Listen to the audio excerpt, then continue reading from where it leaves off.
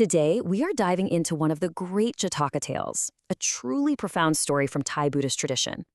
It's all about a love that spans lifetimes and a test of loyalty that is just wow. This is one of those stories that's not only beautiful and thrilling, but it also gives us some incredible wisdom about the promises we make and the kind of lives we choose to lead. So let's jump right in. Imagine this, a queen alone in her heavily guarded chambers, and suddenly a mysterious, divine stranger appears out of nowhere. He makes her an indecent proposal. And these words? This is her answer. Instant, unshakable. So you have to wonder, what makes her so absolutely certain? Well, her strength comes from a promise made a lifetime ago. See, this was no ordinary royal marriage. Prince Udaya and Princess Udayabada were married, yes, but they lived a life of pure spiritual companionship. They were bound by a vow of celibacy and an even bigger promise, that whoever passed away first would find a way to connect with the other, no matter what. So, when the king eventually passes away, his virtuous life pays off. He's reborn in a heavenly realm as a powerful deity named Saka. Now, from his perspective, surrounded by all this divine stuff, only about 7 days go by. But down on Earth, 700 years have passed.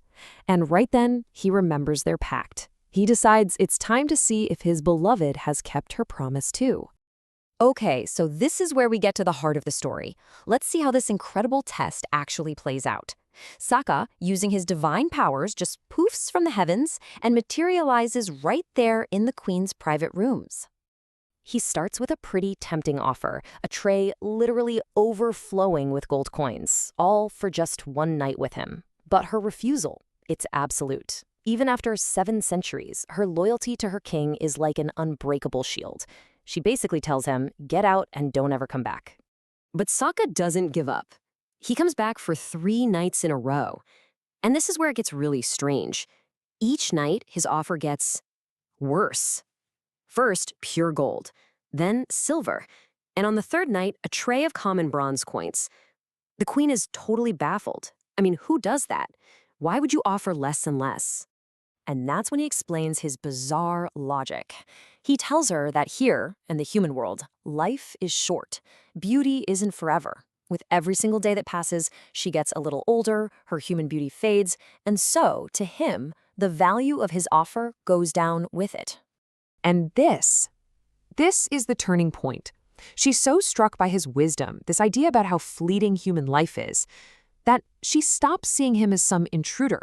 She sees a teacher. And so she asks him a question that completely changes everything. Right there, with that one question, this whole thing stops being a test of loyalty and becomes this incredibly profound teaching. Saka is no longer a tempter. He's a guide. And he's about to outline the path to living a life so virtuous you never have to be afraid of what comes next. He lays out 5 beautifully simple principles. And it's not about some complex ritual. It's about how you live every day. Control your thoughts and what you say.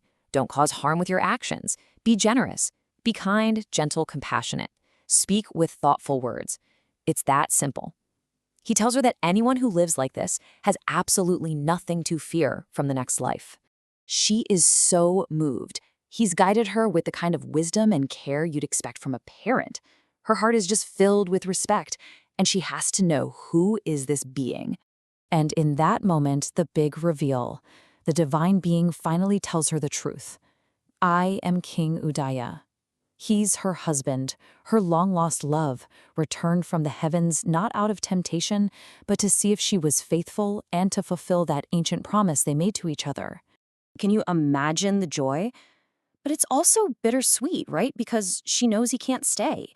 So before he leaves, she begs him for one last piece of wisdom. What does she need to do so they can be together again in the next life? He shares with her 4 fundamental truths, the Dharma. He reminds her, life goes by in a flash. All the wealth in the world, you have to leave it behind. We'll all be separated from the people we love. And this body of ours, it's just a temporary home. Taking this final, powerful lesson to heart, the queen makes an incredible choice. She gets it now. Worldly power means nothing in the grand scheme of things. So, the very next day, she hands her kingdom over to her ministers, gives up her throne, and becomes a hermit, spending the rest of her days on the spiritual path he showed her. So the Udaya Jataka leaves us with this beautiful message about loyalty, about the power of living a good life, and about understanding that nothing lasts forever. It's a story that ends not just in a promise of reunion, but with a lesson for every one of us, and a simple, heartfelt blessing. May you all be happy.